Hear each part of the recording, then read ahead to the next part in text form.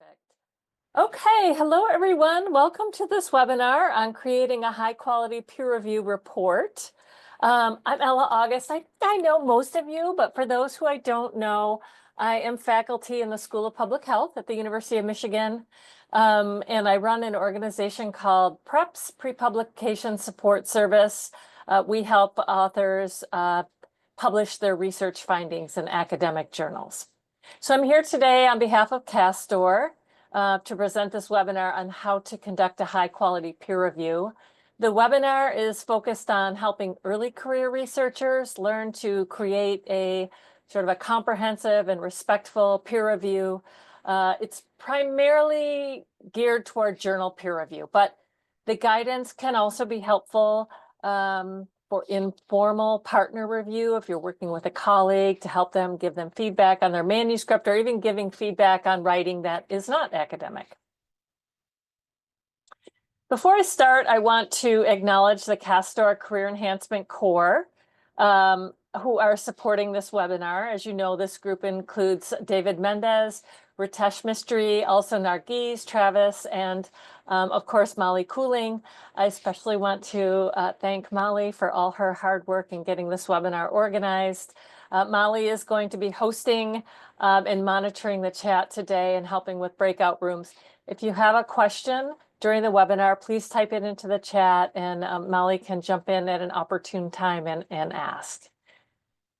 As I mentioned earlier, I would also like to ask our participants to avoid using AI note takers during the presentation. We will circulate the recording afterward, and we will also circulate the slide handouts. I also want to acknowledge that the content of this presentation is based on a paper I wrote with my colleague, Andrew Brower. I know most of you know him. It should be published very soon at the International Journal of Epidemiology. We reviewed our page proofs on Wednesday, so probably the paper will be out in the next week or two. So this is an overview of the presentation. I'll start with some brief context, sort of situating peer review into the broader scientific process. And I'll touch on some of the benefits of being a peer reviewer. And then I'm going to set up the framework for our approach. And then I'll cover the 3 steps in our process, which are reading the complete manuscript to understand the paper as a whole, evaluating the paper comprehensively, aided by our checklists and strategies, and then writing the review with clarity, a respectful tone, and balance in pointing out strengths and making suggestions. The 3 learning objectives are to be able to list the benefits of peer reviewing a paper, be able to apply each step in the peer review process, and then appreciate strategies for improving peer review skills. So journal peer review is a critical part of the scientific process. It helps us filter out low quality health research, and it helps us to filter in papers describing studies that are methodologically sound. And novelty is also typically a criterion for publication. Peer review is also a final chance at improving a manuscript before it's published, correcting errors, and adding important information. So our paper in this webinar are motivated by a lack of training generally on how to conduct a high quality peer review. This type of training is just not something we tend to see in a typical graduate studies program or graduate program, or even a sort of a fellowship program. It's just not a standard type of training activity. And before I start describing our 3-step process, I want to make some quick comments about the benefits of being a peer reviewer. Studies like this one have shown that the act of giving feedback to another person actually helps a peer reviewer improve their own writing skills. And maybe you've even experienced this yourself. After reviewing a grant proposal or a paper, you may have felt like you learned something about writing in those formats. So peer review is not just a selfless contribution to the scientific community. It also helps us improve our own work and our professional skills. And before I go into detail about the 3 steps, I just wanted to say one more thing. I'm just going to give some brief guidance on things to consider before you even agree to review an article for a journal. First, if you're not familiar with the journal that invited you, take a close look at it to avoid engaging in predatory practices. There's some good resources that can help you evaluate a journal. One I particularly like is was developed by the University of Michigan Library. It's one of their library guides. It's written on the bottom of the screen, and we can circulate the link afterward. Also consider whether the review invite is a good match for your expertise, both methodologically as well as in terms of content. Another thing to think about is whether you have the capacity to complete the review in the time frame the journal is asking for. Keep in mind that the survey data say that reviews typically take between 5 and 8 hours. It takes that long to complete a journal peer review, and it can take even longer for early career researchers, so it's a big commitment. Early career researchers may also consider whether the journal will allow you to discuss the paper with a mentor, and I'm going to say a little bit more about this later in the talk as a strategy for improving your skills. Okay. So our peer review approach considers peer review fundamentally as an academic writing activity. And this figure shows the various stages of academic writing, starting with planning, then drafting, revising, and finally editing. And in reality, when you write a peer review report, you're likely engaging in all of these stages: planning, drafting, revising, and editing. But in this paper, we kind of zero in on 3 key writing stages. First, reading the paper that you're reviewing, because reading is the first stage of academic writing. And we especially emphasize this first stage because of its role in academic writing. Often this stage is not called out explicitly. The second step is planning your review, which also fits into the planning stage on the figure. And finally, the third step is composing your review, which corresponds to the drafting stage. And we advocate for the 3 discrete steps because you really can't effectively do these 3 activities simultaneously. Even though the 3 stages of writing in reality are somewhat iterative, the stages really build on one another, and each requires your dedicated attention. So without further ado, let's move on to the first step, which is reading the paper under review. We emphasize, as I mentioned, that you should focus on reading in the first stage without trying to formulate suggestions to the writer at the same time. And that said, I think a lot of us might feel a little tug as we read a paper. If we see things we want to respond to, it's tempting to start writing suggestions. But it's a good idea to first get a sense of the entire paper as a whole before responding to the writer. So do a thorough review of the text, the figures, the tables, to get a sense of the entire product. And, you can always jot down notes as you read to help you remember your thoughts and ideas when you circle back.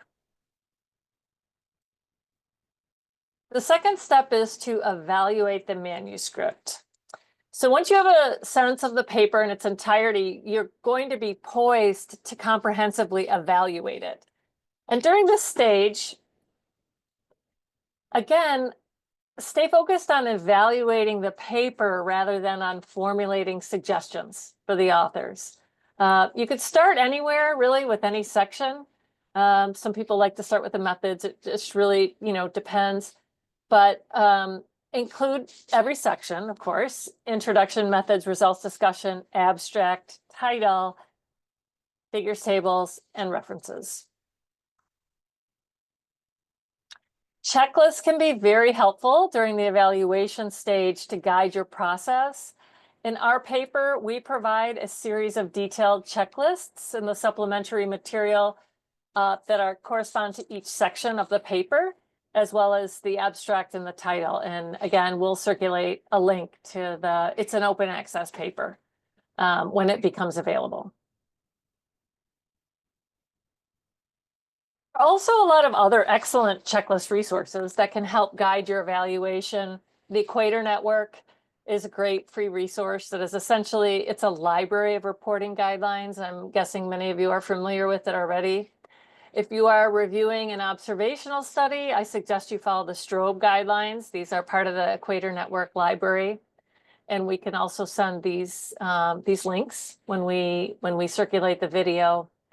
Additionally, if the journal provides reporting guidelines or checklists for authors, these can be a great resource to look at.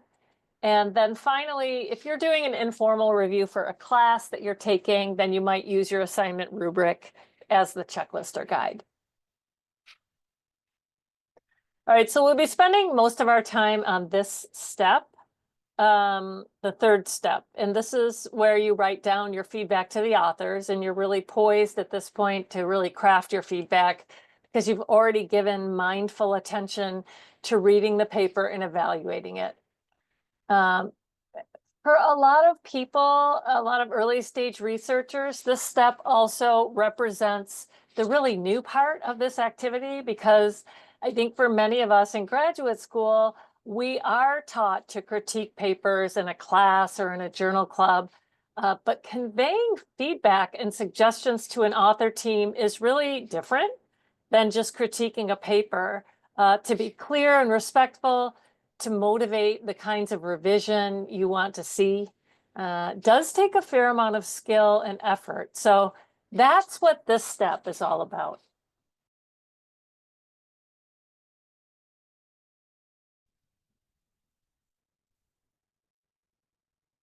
This is an overview of the recommendations that I'm going to cover for step 3, and they include familiarizing yourself with the review guidelines, starting your review with a summary of the paper, prioritizing your suggestions for the authors, using a commenting approach tailored to the type of revision you want to see from the authors, writing for accessibility and understandability, maintaining an upbeat and supportive stance, balancing suggestions with positive feedback, and I'll end with some additional details and suggestions that you can consider. So I made an earlier suggestion to look for a checklist that might be available from the journal guiding your review. And this item is more about whether the journal requires reviewers to use a certain format when writing your review. So most journals use an unstructured format where you just kind of create your own document and add numbered comments to it.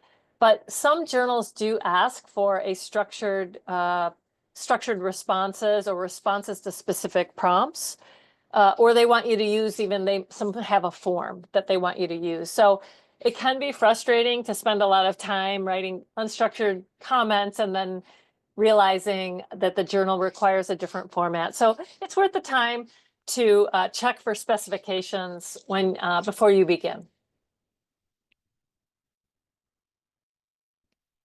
I recommend starting your review with a brief recap of the paper and the study it presents. This is a good example of a study summary. It's from a publicly available peer review, and I don't expect you to read it all now, but you can always go back and look at the slides afterward. But one thing to note is, while this example is a bit longer, your summary does not need to be long. It really only needs to be a few sentences. So in our paper, Andrew and I's paper, we also provide 3 additional examples of summaries to look at. So it's always helpful to have examples when you're writing something. And I'm wondering if maybe as you're considering this slide, some of you might be thinking, why is it important to recap the study? The authors already know what their own paper is about. So let me just address that here. Summarizing the paper helps you process and crystallize what you consider to be the paper's main message. Instead of sort of starting by diving into the details, it also helps the authors because it conveys your understanding of the paper as a reader. And if your understanding doesn't match the author's intentions, that's helpful information for them. Your summary also signals to the editor that you understood the paper well enough to provide a high-quality review. The first paragraph, just after the summary, is a good place to highlight the overall strengths of a paper, which might otherwise sort of get lost. The example on the previous slide also does highlight an overall strength of that paper, so you can go back and look at that afterward. Also, if you think that it would be helpful to include your positionality, for example, your general research area or your methodological expertise, to provide a bit of context for your comments to the authors, particularly maybe for a more general journal with a more general readership or a broad audience. You can also do that in the first paragraph. This slide is about prioritizing your suggestions for the authors. It can be really helpful to the authors to have a clear sense of which of your comments are major and which are more detailed minor comments. Organizing your review in terms of major versus minor comments, I would say it's pretty standard for many reviews. And there's a reason. It helps the authors quickly understand the scope and the nature of your concerns. It also helps them understand where to start with their revisions. So sometimes another issue or another reason is that sometimes authors might become aware of additional issues after starting to address a major comment. For example, if one of the major concerns is that the sample size is not consistently reported throughout the paper, the authors might identify additional issues through the process of investigating the discrepancy. So starting with the bigger concerns can help uncover additional issues. In other cases, addressing a big picture comment can actually render a minor concern moot. So in terms of the order of operations, it usually makes sense for the authors to start with the bigger concerns and then work their way through the minor comments later in their revision process. Another reason to organize your review this way is that your review might feel less overwhelming to an author team when it's organized this way. Major concerns are presented separately from minor concerns, rather than sort of encountering a long list that mixes both in. And you can see I have some publicly available good examples here of how the reviewers set up the review to help the authors prioritize in their revision. And we also include additional examples in our paper. This slide is about helping authors make the revisions you want to see. When you're writing your review, use language that helps motivate positive changes from the writers.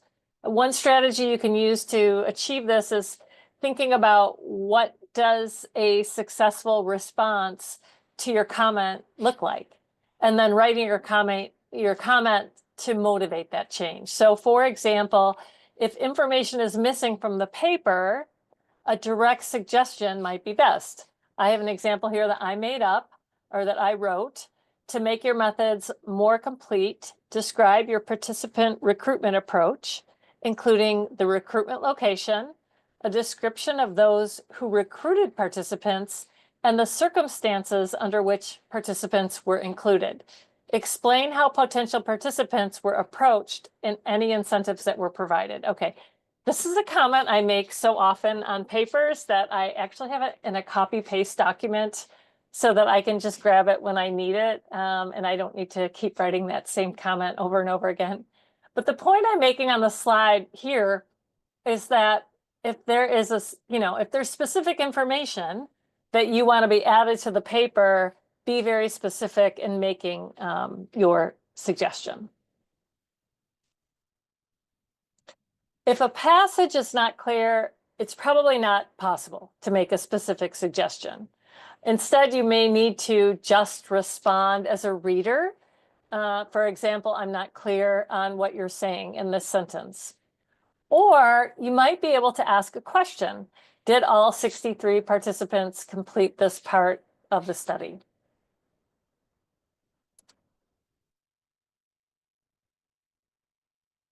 It is difficult for authors to respond to vague comments like this paper did not cite major relevant articles in the field. So again, keep your comments as specific as possible to improve the likelihood that authors can address your comments. Providing suggested resources can sometimes help the authors successfully revise and address your comments. These can include citations, databases, or a range of other resources. A good practice is suggesting open access resources, including any citations you might suggest, to ensure that authors can access them without any financial barriers. And then finally, you should, of course, and I'm sure nobody here would do this, but you should not use a review as an opportunity to request that authors cite your own work unless the papers are directly relevant to the manuscript you're reviewing.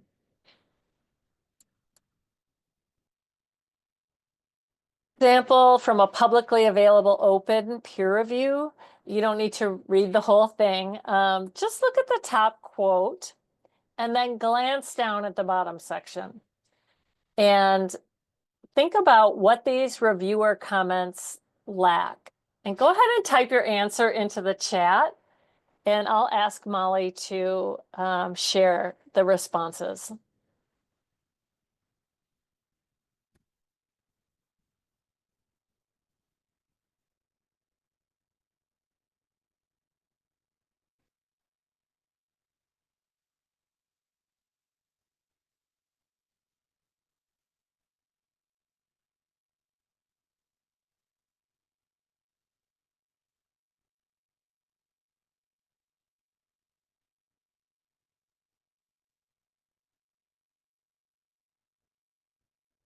Any thoughts?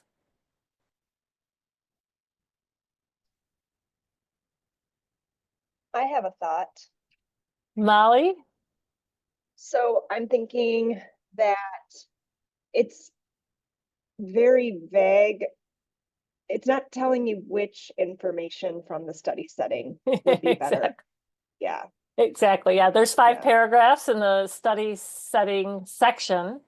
So if the reviewer is asking the author to move information to the from the section to the introduction, they need to be a little more specific about which part of the study setting section they're referring to. So yeah, thanks.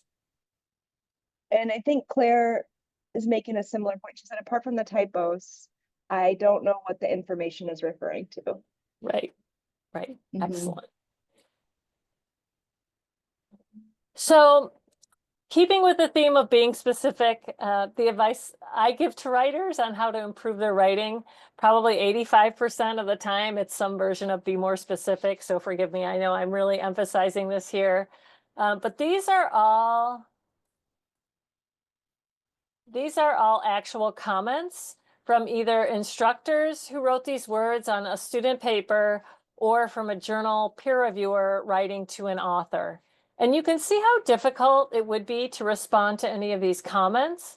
And research there is a fairly robust research literature on this topic, and it does support that you can really improve the quality of the writer's response, with specificity in your own feedback.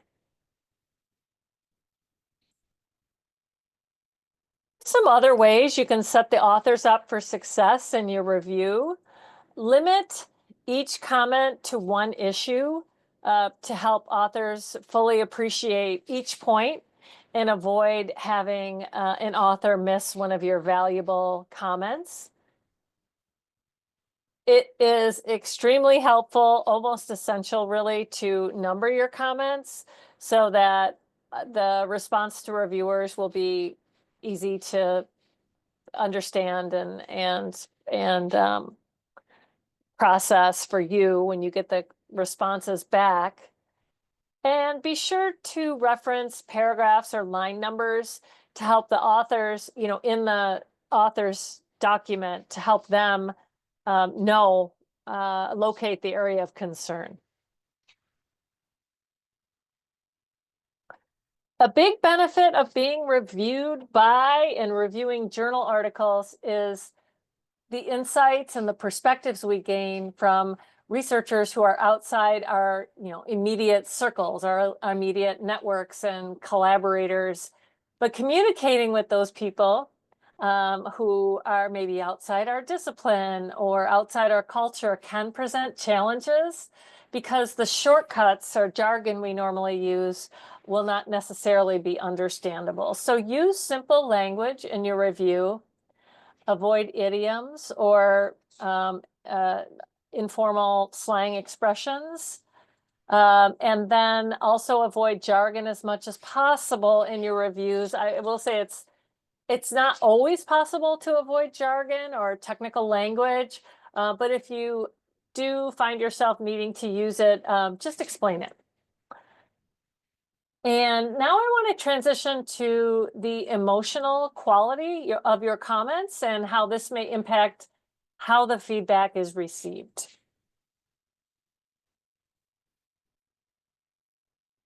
To start, I have an example I want you to look at.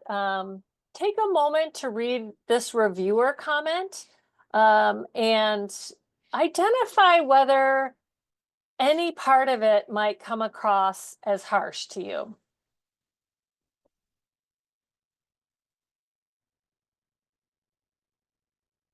I'm going to, sorry, let's see. Okay, now I can see everybody and see this. You can see the slides, right? Yes, we can see the slides.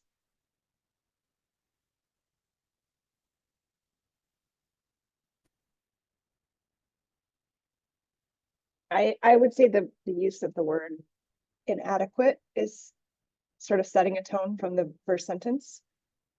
Yeah, I thought that too. Can you say a little bit more about that? Why you felt like you reacted to that or someone else might react to that? I mean, it's number one, it's not specific, it's vague, so it's not all that helpful. And the word inadequate is, I guess, pretty harsh. There's a harsh connotation to it. Mm-hmm. Yeah. So it's harsh without being terribly helpful. Mm-hmm. Mm-hmm. Does anyone else have a different opinion or the same opinion? I agree. The first sentence is very off-putting.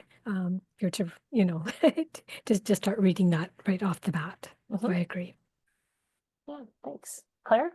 I also agree, but I was also wondering, like, if this person, it's I feel like sometimes when you use quite inadequate, it sounds kind of pretentious. But I actually don't know if that was the intention here, if it was supposed to be like, they're trying to like soften the word inadequate. And so when I read this, I actually would not assume that this person necessarily writes English as like the first language, which I don't know if that's the case or not, but I think you know, some of the same things when it comes to like giving comments on student papers. It's always like, do you have room for improvement, rather than saying that somebody's work is inadequate. Yeah, right. Thank you. Yeah, and thanks for sharing those perspectives. I've shown this example a lot of times, and usually there's different perspectives on it, on the language and how it might come across. While this might not bother somebody at all, for others, it definitely feels discouraging or a bit disparaging. And the person who wrote it, as Claire pointed out, might not have intended to be harsh at all. It could be just, you know, sort of a language thing or a writing thing. So let's look at one more example. What do you think about this one? Are there any parts that might come across as harsh or even unsupportive? And if so, what parts?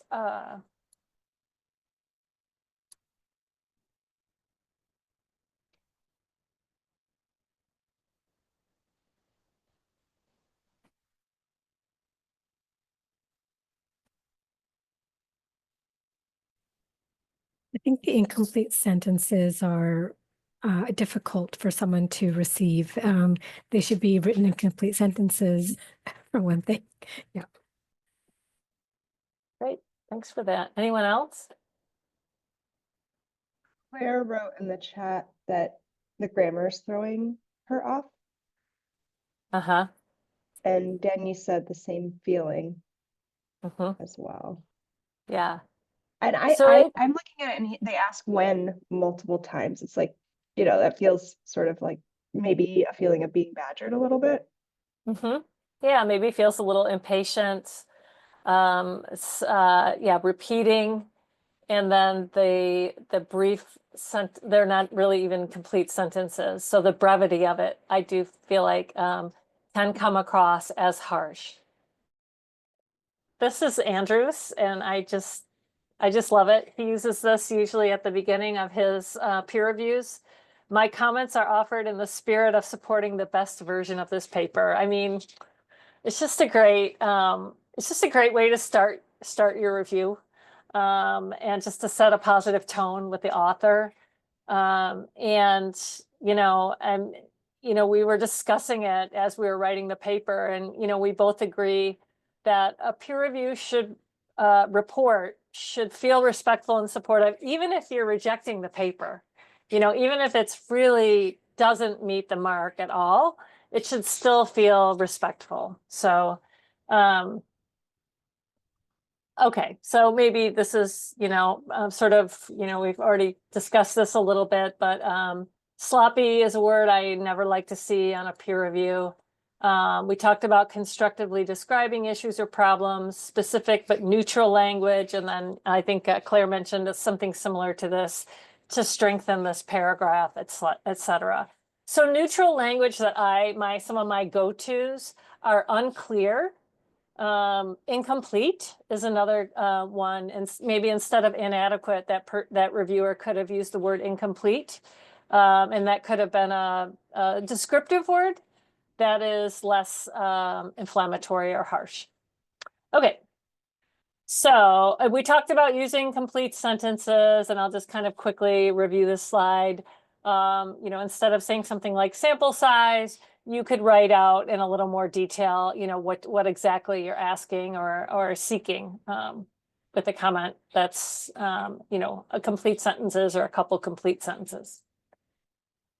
Okay, so in keeping with the theme of positive support, I have a suggestion about providing balance. So most of your feedback realistically is going to need to be suggestions. It's a good idea to incorporate some positive feedback to help the authors understand what they did well. And I will say, I think the intention behind a generic comment like this is a good start or nice work is positive, and very well intentioned. The key to effective positive feedback is, again, pointing out specific strengths. So this is a good example here. This The study is important in pointing out ways we can do better in caring for this high-risk group, and I like the way they tackled the question from multiple fronts.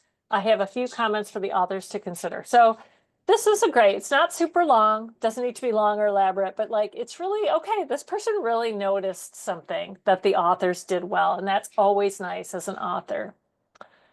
All right, so now I'm going to just briefly circle back to this writing process, and you can see in the figure that copy editing should come at the very end of the writing process. So it's important to recognize that copy editing is not the responsibility of the peer reviewer. And this kind of happens after it leaves the peer reviewer's hands. So the focus of your work should be providing substantial content feedback to help the authors revise their paper, which is shown in, in this part of the process here. Of course, if you come across a typo or something like that, it's fine to point out, a few typos to the authors. But I would say don't spend your time reviewing spelling or grammar. If there is a need, it's fine to simply state either, to the authors and or the editor that you recommend copy editing, probably both. And which brings us to the confidential comments to the editor. When you're submitting your review in the journal's online system, you'll always see a box for confidential comments to the editor, and the authors don't see these comments.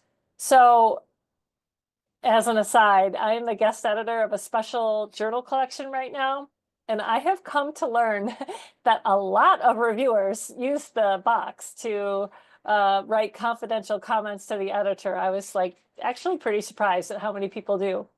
So what kinds of comments might you consider sharing with the editor? The first thing is, maybe you don't have any comments for the editor. It's totally fine.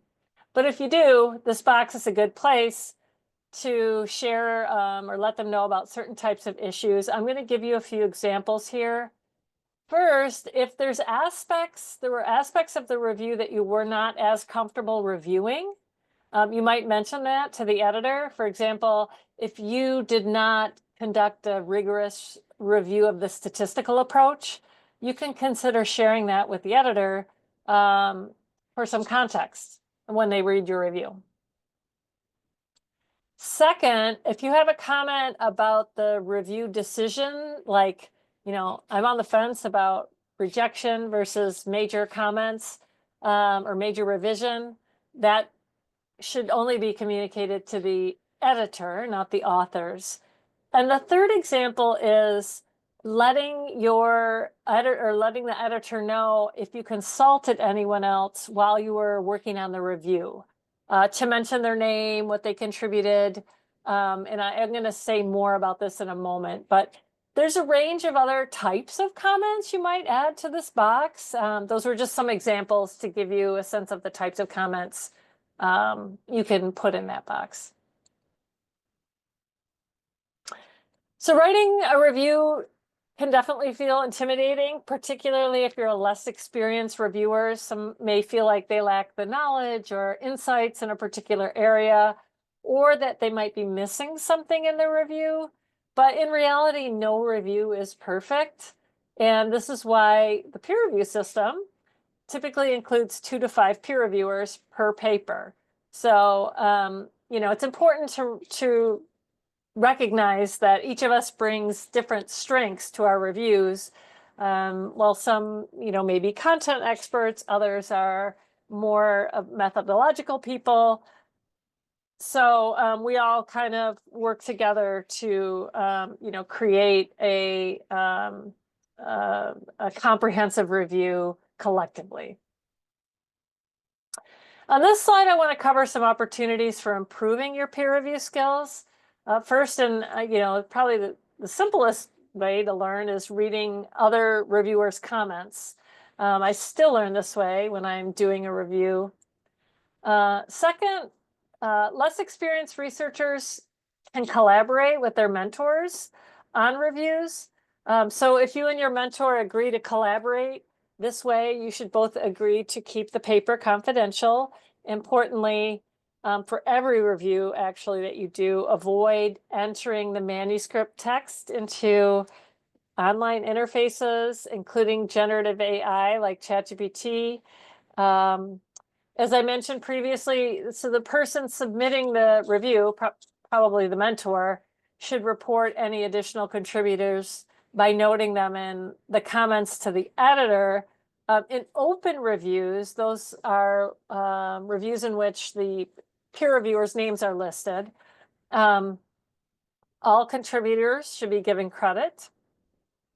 And finally, take advantage of those journals that do have open peer review. Those are, publicly available peer reviews. Those are some of the examples I've been showing in this presentation.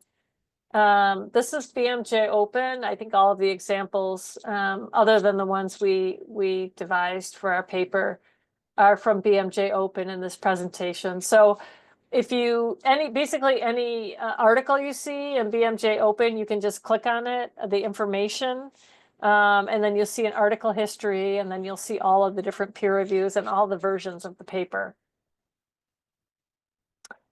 Some additional resources, I already mentioned the Equator Network. They have a lot of guidelines, and they even have toolkits, including a peer reviewer toolkit. Take a look at the author's guidelines of the journal you're reviewing for. You can also look at the journal's website to get a sense of who the journal's core readership is, so you can understand how the paper should be tailored and written. And then you can also review examples from that journal. Peer review guides may be available on the journal's website. COPE that's the Committee on Publication Ethics. They have a lot of good resources on their website. One of them is the ethical guidelines for peer reviewers. I mentioned this already, publicly available peer review reports. And this is a resource I mentioned earlier on avoiding predatory journals. So in sum, step one of this approach is start by reading the entire paper, evaluate the paper using a checklist or guide, and then at this point, you'll be poised to write your review. Use review guidelines, start with a summary, prioritize your suggestions, encourage the revisions you want to see, and be supportive.